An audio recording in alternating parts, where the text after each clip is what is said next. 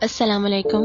खुश आमदीद कहते हैं आपको हमारे YouTube channel late night horror stories में। शुरू करते हैं आज की एक और जिन्नात की सच्ची कहानी। कमाल कर दिया भाई तुमने, वलीद ने फरीद को अपनी केबिन में आते देखकर कहा। तुम्हारी पैरानॉर्मल कहानियों ने तो हमारे चैनल की टीआरपी को 4 चांद लगा दिए। वलीद साहब ने मजीद कहा। तो फिर सर एग्रीमेंट का भी कुछ कर लें। अरे वो तुम फिक्र ना करो, वो भी हो जाएगा, बस तुम कहानियां लाते रहो। फरीद ने कहा। वैसे पिछली दफा एक्सपेंसेस कुछ ज्यादा ही हो गए थे। वलीद साहब ने कहा हाँ, तो क्या हुआ, अकाउंट से पेमेंट ले लो उसकी। वैसे पिछली कहानी थी भी बहुत कमाल। तुमने खुद फ्रंट फ्लोर से नीचे गिरकर बेहोश होने की एक्टिंग की थी। क्या कमाल की एक्टिंग की थी तुमने, कैसे कर लेते हो ये सब। फरीद ने कहा अरे सर बस सब कुछ हो जाता है। अच्छा ये बताएं अगली लोकेशन कौन सी होगी। वलीद साहब कहने लगे भाई वो तुम सब खुद सोचो, अभी मैं जल्दी में हूँ। जब कुछ सोच लो तो मुझे बाद में बता देना, इस मुतालिक हम बाद में बात करेंगे। ये कहते हुए वलीद साहब अपने केबिन में फरीद को छोड़कर बाहर चले गए। फरीद 25 साल शख्स था जो एक टीवी चैनल में काम करता था। वो एक प्रोग्राम करता था जिसके लिए अलग अलग लोकेशन सेलेक्ट करना पड़ती थी और फिर वहां जाकर किसी जाली भूत चुड़ैल या जिन वगैरह की मौजूदगी को जाहिर करता। उस चीज का हकीकत से तो कोई ताल्लुक नहीं होता था।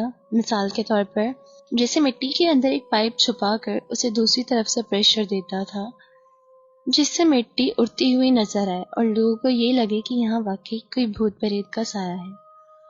मगर वो ये सब इस कदर सफाई से करता कि देखने वालों को यकीन हो जाता। उसके साथ 3 लोग और भी होते थे जो उसकी मदद करते थे। तुम्हारा ये प्रोग्राम भी हिट हो गया भाई, मुबारक हो, कायनात ने फरीद को चाय देते हुए कहा। फरीद ने कहा हाँ भाई बस अल्लाह का करम है। कायनात ने उसको कहा हाँ तो इसी खुदा का वास्ता है तुम्हें सुधर जाओ। समझा समझा कर थक गई हूँ, ऐसे फजूल काम ना किया करो। कभी किसी दिन असली जिन या भूत से पाला पड़ गया ना तो लेने के देने पड़ जाएंगे। फरीद ने कहा अरे ऐसा कुछ नहीं होता, बस ये लोगों के दिलों का डर है जिससे हम फायदा उठाते हैं। फरीद भाई इस दफा हम कौन सी लोकेशन पर जाएंगे, अली ने पूछा। वो लोग अपनी नेक्स्ट लोकेशन के लिए तमाम बातें करते रहे और उनमें से अली ने कहा कि इस बार हम ऐसी लोकेशन पर जाएंगे जहाँ पहले से लोग मौजूद हों और हम उन्हें एहसास दिलाएंगे कि जहाँ पर ये लोग रहते हैं वहाँ जिन्नात का साया है और हम उन्हें ये एहसास मुसलसल दिलाते रहेंगे और साथ में उनको लेके शूट करेंगे। फरीद ने कहा भाई इतना बड़ा ड्रामा करेंगे कैसे। उन्होंने सब डिसाइड किया और कहा कि भाई कमाल का आइडिया है, ऐसा शायद ही पहले किसी ने किया हो, पर हम जाएंगे कहाँ। अली ने फिर से सवाल किया। शहर में तो मुमकिन नहीं, हम किसी ऐसे इलाके में जाएंगे जहाँ पर लोग ऐसी बातों पर जल्द यकीन कर लेते हैं। सब प्लानिंग करने के बाद फरीद और उसकी टीम वलीद के पास पहुंची। उनको सब तफसील से आगाह किया। वलीद ने कुछ सोचते हुए कहा कि लोकेशन पर बहुत से लोग होंगे, तुम्हें बहुत ध्यान से काम करना होगा क्योंकि तुम्हारी जरा सी भी गलती हमारे चैनल का नाम खराब कर सकती है। फरीद ने काफी पुरएतमाद लहजे में कहा जी सर, और बताया कि 2 दिन बाद उन्होंने जो लोकेशन सेट की है उस लोकेशन के लिए रवाना हो जाएंगे। वो लोकेशन काफी दूर दराज कोई पहाड़ी इलाके के करीब थी। वलीद साहब ने उन्हें गुड लक कहा। अगले रोज उन चारों ने अपना सामान गाड़ी में रखा और नवाब शाह की तरफ निकल दिए। रास्ते में एक जगह रुककर उन्होंने नाश्ता किया और नवाब शाह पहुंच गए। यहाँ पर थोड़ा रुके और दोपहर का खाना भी यहीं खाया और थोड़ा रुक कर आराम करने के बाद ये लोग मेहरान हाईवे से उस इलाके या उस बस्ती की तरफ रवाना हो गए। दिल में कुछ गर्मजोशी भी थी और खौफ भी था। खौफ जिन्नात का नहीं, बल्कि ये कि अगर उनका ड्रामा पकड़ा गया तो बहुत बुरा होगा। अली गाड़ी बहुत तेजी से चला रहा था। वो लोग जल्द अज जल्द इस इलाके में पहुंचना चाहते थे जब उन्होंने एक पुराना सा बोर्ड देखा जिस पर उस इलाके का नाम लिखा था जिस इलाके में वो पहुंचना चाहते थे। वो इलाका इनसे 2 किलोमीटर की दूरी पर था। अब वो कच्चे रास्ते की तरफ आ चुके थे। راستے کی دونوں طرف جنگلی جھاڑیاں اگی ہوئی تھی اور یہاں سے آگے کا راستہ بہت خراب تھا۔ علی گاڑی کو بہت مہارت سے چلا رہا تھا۔ وہ لوگ کچھ دور آگے پہنچ گئے تو ان لوگوں کو کچھ مکانات نظر آئے۔ وہاں پہنچی تو وہ ایک چھوٹی سی بستی تھی جہاں گنتی کے کچھ مکان تھے جو کہ گارے مٹی کے بنے ہوئے تھے اور باہر سے ان کے اوپر چونا لگایا گیا تھا۔ وہاں ایک مسجد اور ایک مدرسہ بھی تھا، مدرسہ جو مسجد کے ساتھ ہی منتقل تھا۔ حیرت کی بات یہ تھی کہ اب تک اس بستی میں ایک بھی آدمی نظر نہیں آیا تھا۔ فرید نے علی سے کہا، گاڑی کو ایک جگہ پر لگا دو۔ پھر علی اور فرید مسجد کی طرف بڑھے، مگر مسجد میں بھی کوئی نہ تھا۔ مگر انتظام دیکھ کر ایسا لگ رہا تھا کہ یہ مسجد آباد ہے۔ اچانک سے علی کو کچھ آوازیں آئیں جو کہ مدرسے کی طرف سے آ رہی تھی۔ وہ دونوں وہاں بڑھے تو دیکھا وہاں پر بچے قرآن پاک پڑھ رہے تھے اور بزرگ انہیں پڑھا رہے تھے۔ وہ دونوں اندر پہنچے۔ مولوی صاحب نے بچوں کو کہا کہ وہ سبق یاد کریں اور ہماری طرف پڑھیں۔ سلام دعا کے بعد ہم سے ہمارے یہاں آنے کی وجہ پوچھی۔ ہم نے بتایا کہ ہم ایک ٹی وی چینل کی جانب سے آئے ہیں اور جنوں بھوتوں وغیرہ پر فلمیں بناتے ہیں۔ تو بزرگ صاحب بولے، تو یہاں پر آپ لوگوں کا کیا کام ہے؟ تو فرید نے بڑے اعتماد سے بولا کہ ریسرچ، یعنی ہماری تحقیق سے یہ پتہ چلا ہے کہ یہاں پر جنات وغیرہ موجود ہیں۔ ہم بس ان کی موجودگی ظاہر کر کے لوگوں کو دکھانا چاہتے ہیں۔ ہمارا بس ایک دن کا کام ہے۔ بزرگ نے فرید اور علی کو غور سے دیکھا اور مسکراتے ہوئے بولے، بھائی ہم سادہ لوگ ہیں اور اتنے سالوں سے یہاں رہتے ہیں، ہم نے تو آج تک کچھ ایسا محسوس نہیں کیا۔ فرید نے بولا، جناب ہو سکتا ہے یہ ہمارا وہم ہو، پر ایک بار دیکھنا ضروری ہے۔ بزرگ نے کچھ سوچتے ہوئے حامی بھر دی۔ فرید نے خوش ہوتے ہوئے کہا کہ مولوی صاحب یہاں پر ہمارے رکنے کے لیے کوئی جگہ ہے؟ مولوی صاحب نے کہا کہ نہیں، یہاں پر تو کوئی جگہ نہیں ہے، لیکن ہاں اگر آپ لوگ اس مدرسے میں رکنا چاہتے ہیں تو رک سکتے ہیں۔ اس مدرسے میں رہنے کا پورا انتظام موجود ہے، آپ لوگ اپنا سامان لے آئیں، میں تب تک بچوں کو چھٹی دے دیتا ہوں۔ علی اور فرید بہت خوش تھے کیونکہ ایک تو وہ بزرگ بہت جلدی مان گئے اور دوسرا ان کو کچھ ثابت نہیں کروانا پڑا۔ فرید مسجد کو غور سے دیکھ رہا تھا جبکہ علی گاڑی میں سے دو بندوں کی مدد سے سامان نکلوا رہا تھا۔ تھوڑی دیر بعد علی نے کہا کہ چلیں بھائی، تو فرید بولا کہ صبر، بچے نکل جائیں پھر ہم جاتے ہیں۔ کافی دیر ہو گئی، جب بچے باہر نہ آئے تو فرید کو تشویش ہو گئی کہ کہیں وہ بزرگ بھول تو نہیں گئے، تو وہ مسجد کی طرف چل دیا۔ ابھی وہ مسجد کے صحن میں آگے جا رہا تھا کہ اس کے کندھے پر کسی نے ہاتھ رکھا۔ فرید نے مڑ کر دیکھا تو وہ بزرگ تھے۔ ارے آپ لوگ مدرسے گئے نہیں؟ بزرگ نے کہا۔ فرید نے کہا کہ ہم لوگ بچوں کے باہر نکلنے کا انتظار کر رہے تھے۔ بزرگ نے کہا کہ بچے تو کب کے جا چکے ہیں۔ پھر فرید نے سب کو اشارہ کیا اور سب مدرسے کے ایک کمرے میں داخل ہو گئے۔ کمرے کے اندر دریاں بچھی ہوئی تھی اور روشنی کے لیے دیے جلائے گئے تھے۔ سونے کے لیے چادر اور تکیوں کا انتظام پہلے ہی کر دیا گیا تھا۔ فرید دل میں سوچتے ہوئے، یہ کب اور کس نے رکھے؟ خیر اس نے زیادہ نہ سوچتے ہوئے ان چاروں نے اگلے دن کی تیاریاں شروع کر دی۔ فرید کے دل میں خیال آیا کیوں نہ ہم اس مسجد کو ہی اپنی لوکیشن بنا لیں۔ سب نے اس کی بات سے اتفاق کرتے ہوئے کہا کہ اچھا ٹھیک ہے، اور ان چاروں نے اس مسجد میں خفیہ کیمرہ لگانا شروع کر دیے اور یہ سوچا کہ جب صبح مولوی صاحب آئیں گے یہ سب مل کر ان سے کہیں گے کہ انہوں نے یہاں پر کچھ غیر اخلاقی طاقتوں کو محسوس کیا ہے، تو ہم سب اسی جگہ کام کریں گے اور ساتھ میں مولوی صاحب کو بھی شوٹنگ میں شامل کر لیں گے۔ اب یہ باتیں ہو رہی تھی کہ ان کے دروازے پر دستک ہوئی۔ انہوں نے دروازہ کھول کر دیکھا، سامنے ایک نہایت خوبصورت بچہ تھا۔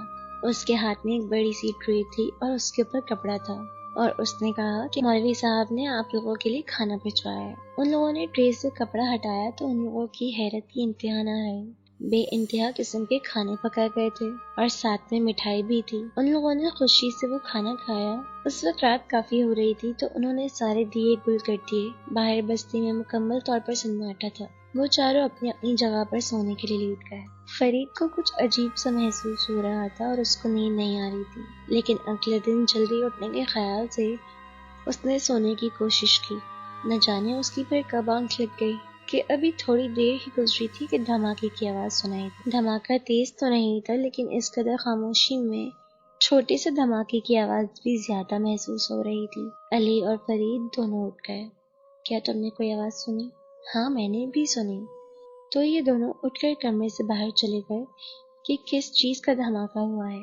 وہ باہر جا کر دیکھتے ہیں کہ انہوں نے ایک جگہ پر کیمرہ نصب کیا تھا، اس میں سے دھواں نکل رہا تھا اور وہ تباہ ہو چکا تھا۔ تو فرید نے کہا کہ یہ کیسے ہو سکتا ہے؟ علی نے کہا کہ صبح ہوتے ہی یہاں دوسرا نصب کرتے ہوئے یہ دونوں مدرسہ کا جائزہ لیتے ہوئے دوبارہ آ کر سو گئے۔ ابھی پھر سے کچھ دیر نہ گزری تھی کہ کچھ آوازیں آنا شروع ہو گئی۔ فرید نے علی کو اٹھاتے ہوئے آواز دینا چاہی تھی کہ علی نے فرید کے منہ پر ہاتھ رکھ دیا اور وہ آواز کو سنتے ہوئے وہ آواز لکڑی کے ایک پارٹیشن کے پیچھے سے آ رہی تھی۔ فرید اور علی نے ایک دوسرے کا ہاتھ تھاما اور وہاں دیکھا تو ان دونوں کی آنکھیں پھٹی کی پھٹی رہ گئی۔ وہاں ایک نور تھا جس میں سے آوازیں آ رہی تھیں، شاید بہت سے بچے پڑھ رہے تھے۔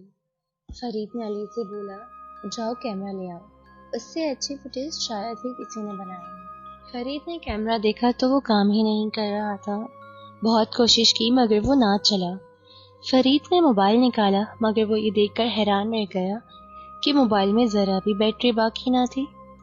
اس کی حیرت کی انتہا نہ رہی کیونکہ رات کو سونے سے پہلے اس کی بیٹری فل تھی۔ اب کیا موت پڑ گئی تھی اسے؟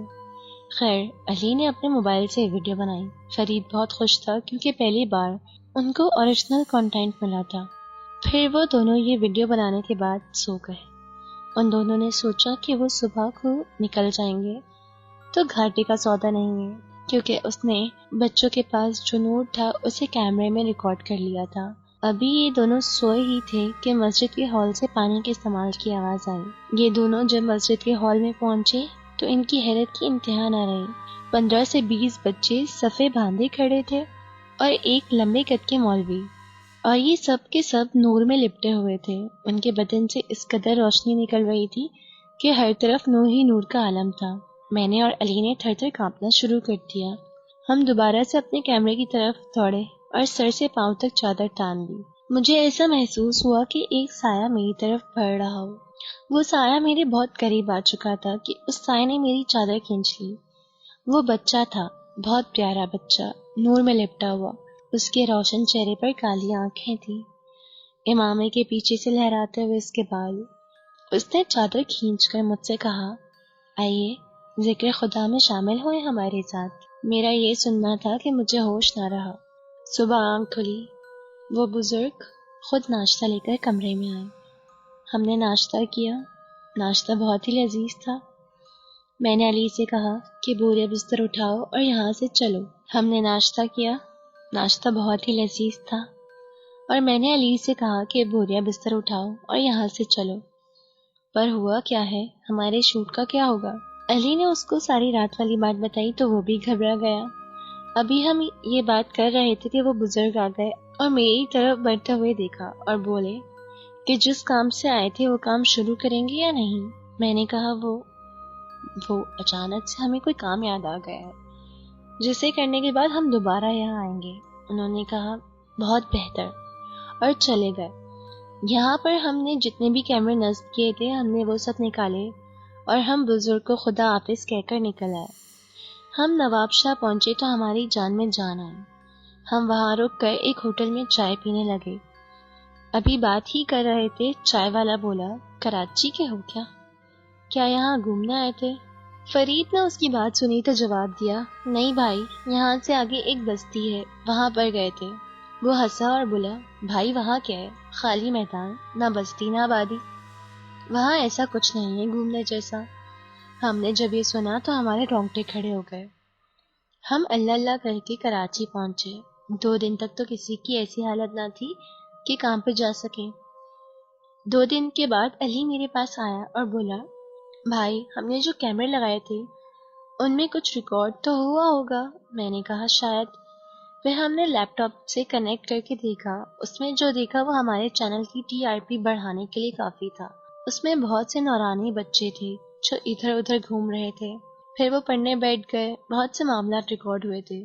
آخر میں جو دیکھا وہ ہماری سمجھ سے بالاتر تھا۔ کیمرے میں وہی بزرگ تھے اور کہہ رہے تھے کہ ہم جنات ہیں، ہمارا ثبوت لوگوں کو دکھانا بہت مشکل ہے۔ یہ کہہ کر وہ غائب ہو گئے۔ ہم فوراً دفتر پہنچے۔